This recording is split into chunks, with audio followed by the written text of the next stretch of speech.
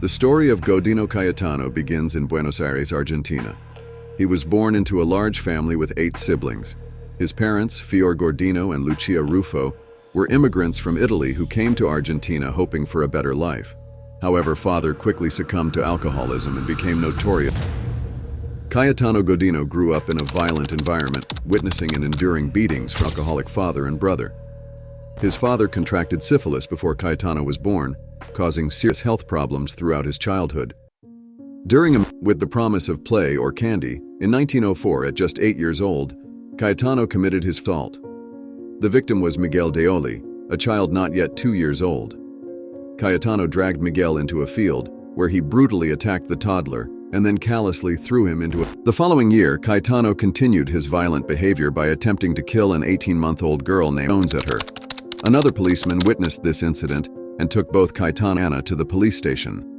Due to Cayetano's young age, no punishment was applied. Cayetano was released once again in 1906, at the tender age of just 9 years old. This time, Cayetano attempted to strangle Maria Rosa, but quickly realized that he was too weak to kill her with his bare hands. Seeing that she was still alive, Maria's parents were frantic and reported her missing, but the authorities were unable to determine her fate. It wasn't later, when Cayetano confessed to his crime, that the horrifying truth came to light. The police immediately tried to retrieve Maria's body, only to discover a 2-story house had been built over the spot where she was buried. Many years after Maria's death, there was a law prohibiting people from pleasuring themselves in the privacy of their own homes. For over 60 minutes, Steve kept driving, feeling increasingly anxious. However, when he arrived home and didn't find her there, a sense of dread overwhelmed Steve and his family.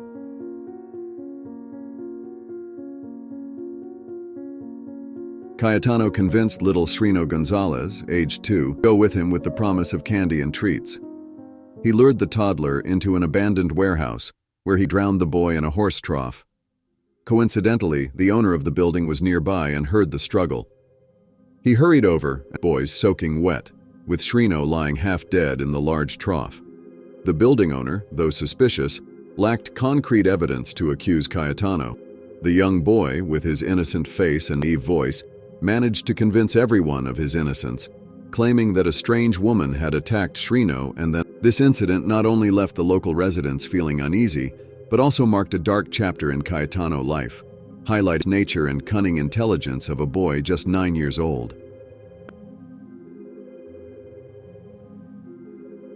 According to Cayetano's story, he arrived just in time to chase away a violent woman dressed in black and save the child from certain death.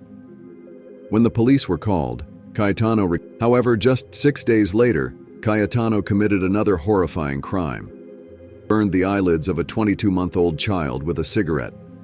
The child's painful screams alerted the mother to the scene, but Cayetano had already disappeared. Cayetano was never officially caught, but his cruel actions left an indelible scar on the community.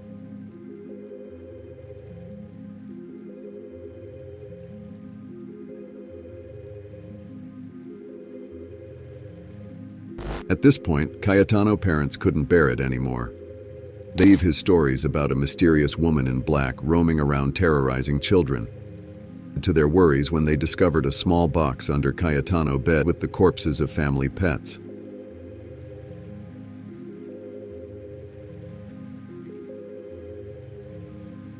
Consequently, his parents decided to take Cayetano to the police station and seek assistance from the authorities. Subsequently, the boy was sent to a reform camp where he endured brutal physical punishment and had to undergo hard labor. Finally, Cayetano returned home just in time for Christmas on December 23, 1911, when he had just turned 15 years old.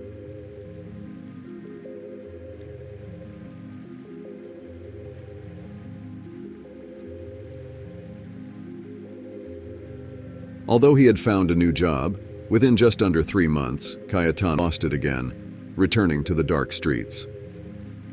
With his deep understanding of the city, he knew all the deserted places and abandoned, choosing the perfect locations to execute his sinister schemes. Alcohol began to dominate Cayetano's life, accompanied by increasingly severe. On January 17, 1912, a fierce fire broke out in a house on Cora Street. When questioned about this incident, Godino had a small part of the dark secret he had kept hidden. That fire was just the first sign of the impending explosion of evil about to descend. He uttered that infamous quote with chilling indifference. "I like to see firemen working to see how they fall into the fire." But the nightmare didn't just stop at igniting flames. Less than a week later, the body of Arturo Laurora, a 13-year-old boy, was discovered in a desolate abandoned house. In that harrowing scene, however, the possibility that Carly had fallen victim to foul play still lingered. When Carly's classmates returned to school the next morning, they found her seat empty, and officials had deployed tracking dogs to assist in the search.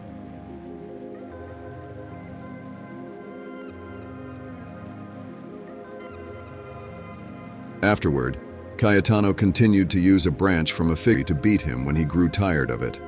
Bear it any longer, he then tightly strangled him before leaving behind a scene of agony and brutality.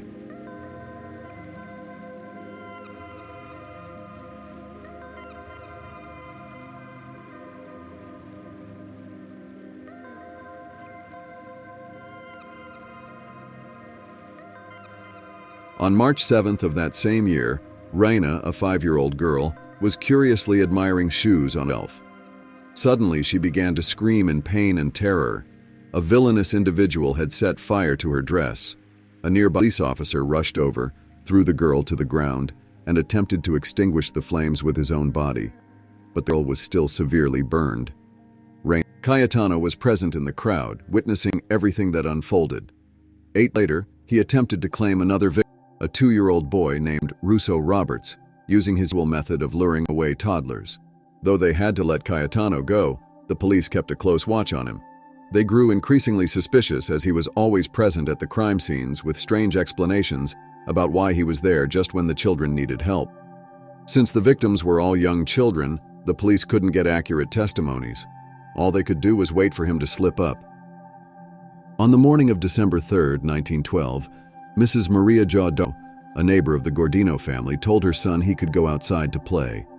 She needed to do some chores, so she grabbed the red ball lying next to the front door. That morning, Cayetano was harshly scolded by his father. As he stormed out into a gloomy day, he saw 3-year-old Jez Waldo playing ball with the other kids in the neighborhood and instantly knew. As they approached the entrance to the abandoned construction site, the little boy became frightened and began to struggle. Cayetano was stronger. He picked the boy up and carried him inside.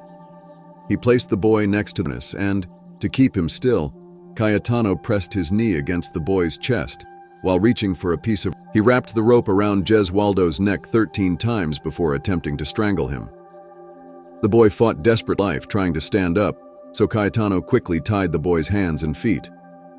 From the effort, Cayetano left, abandoning Jez Waldo, bound and terrified, to face his grim fate alone in the deserted construction site.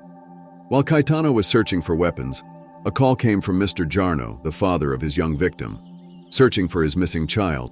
Cayetano quickly tried to lie and push Mr. Jarno out of the area, claiming he hadn't seen Waldo, but that the police should be contacted. Jarno left, and Cayetano grabbed a brick and a nail, continuing on the journey to finish what he had started. He wielded the brick and drove the nail directly into the forehead of the dying boy, After covering his final victim with a piece of tin, Cayetano ran home. When Mr. Jarno called the police, there was a witness this time to help him, and the police implicated Cayetano in the crime. When Cayetano and Jez Waldo went to the convenience store to buy candy, a woman working at the cash register in the store took notice. The women of the community arranged the body of Jez Waldo, the little boy, on a table in a room of his house. Quite a few friends and relatives came to light candles, pray, and share their grief with the boy's family. The police set up check. However, Cayetano, the perpetrator, was accustomed to evading attention to the crowd. He sneaked away and continued inside the house where the boy had been abducted. According to Cayetano's confession, he approached where they had placed the child's body, and then he moved closer. He used his hand to hold the boy's face, to see if they had left anything behind, perhaps traces or any information he could use.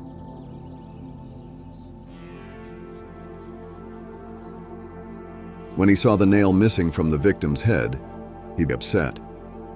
Early the next morning, the police surrounded his house and arrested Cayetano without any problems at all. Cayetano talked for many hours. After the murder, He was ultimately charged with 3 counts of murder and 11 counts of assault. The public was outraged, with many calling him to receive the death penalty. However, because Cayetano Godino was only 15 years old at the time, he was sent to a mental hospital for the next 2 years. He was imprisoned at the National Penitentiary in Osua for the next 20 years. Cayetano Godino never showed any remorse. He lived a solitary, prone to anger and violence. His history of child abuse led to frequent assaults by others. He received no visits or letters from family.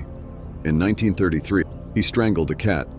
He was found dead in his cell on November 15, 1944. The official cause of death was reported as internal bleeding caused by a gastric outbreak.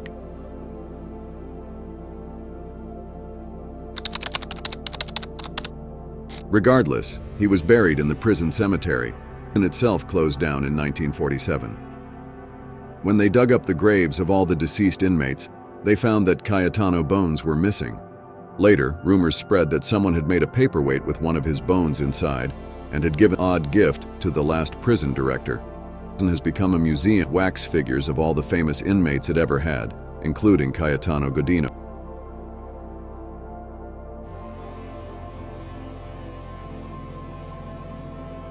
The authorities spoke with neighbors to gather more information about Joseph's activities. They also expressed certainty that Joseph was still inside the house and had not shown any signs of leaving.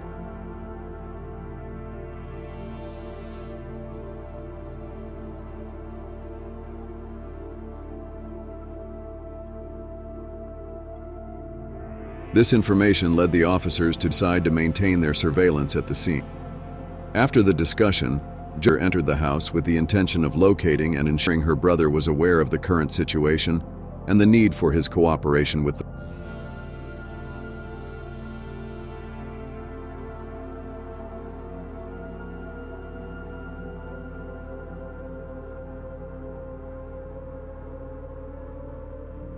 Joseph finally emerged from the house after a considerable delay. He appeared tired and disoriented as he faced officers waiting outside.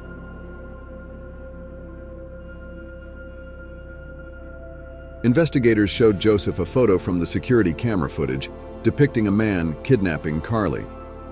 While Joseph admitted the resemblance, additionally, during the examination, the detectives noticed several minor cuts and scrapes on Joseph's hands.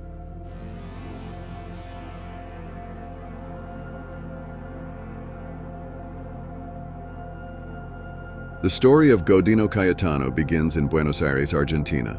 All signs pointed to Joseph as the suspect, but a new piece of information has changed the course of the investigation. Joseph, on the day Carly disappeared, he borrowed Jeffrey and Naomi's light yellow station wagon. In the conversation, Naomi confirmed Joseph's statement, saying they turned home immediately after strolling around the marina, and there was no indication that he committed any crime. This confirmation made the investigators reconsider, questioning if they had made a mistake or had not fully explored other possibilities in the case. During the search, they quickly found drugs in the vehicle, including multiple syringes and spoons, tools commonly used for drug consumption.